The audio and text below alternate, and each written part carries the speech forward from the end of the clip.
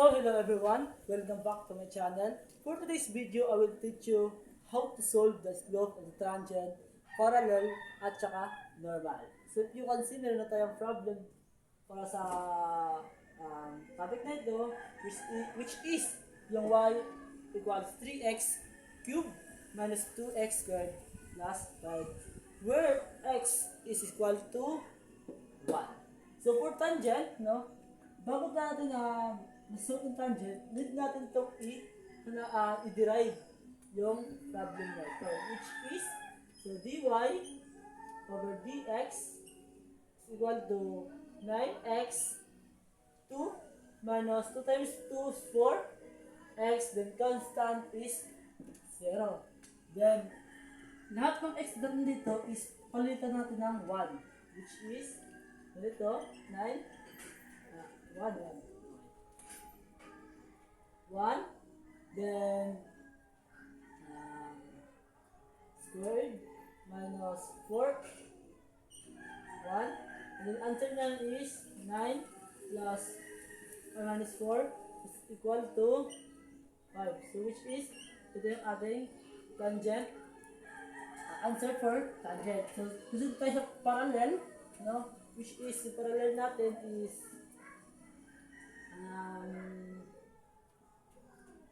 through so 0 and 1 yung kanyang din yung ating parallel ng parallel naman is, so sagot yung parallel na yan is, yung answer dito is 5. And then so proceed tayo how to solve this. So y minus y is 1 and x minus x1, and then x1 minus yn is equal to 0, 1, and then y, so 1 equals 5 x 1, then simplify natin. Pag simplify natin dito, simplify natin is y equals 5x plus 1, which is ito yung ating answer for parallel. Okay, so proceed tayo for normal. So normal natin is norms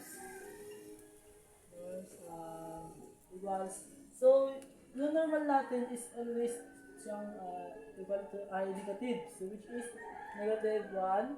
Suppose norm natin yung tangent, no, then equals to negative 1 over, so yung answer natin is 5. Then same sa procedure dito is x,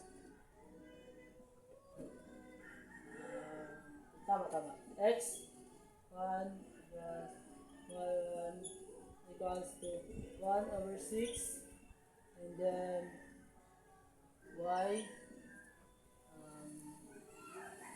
minus 6 equals minus 1 over 5, and then x minus 1, and then simplify natin y 5 minus 5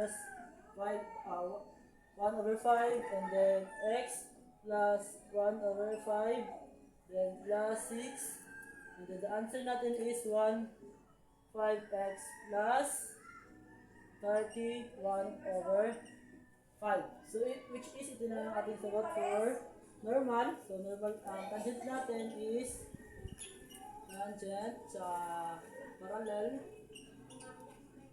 sa normal. The answer is, yung tangent natin is 5, and then yung parallel natin is 5x plus 1, and then yung ating normal is 1 over 5x plus 31 over 5. So which is ito na yung sagot natin for slope, for the tangent, for parallel, and normal.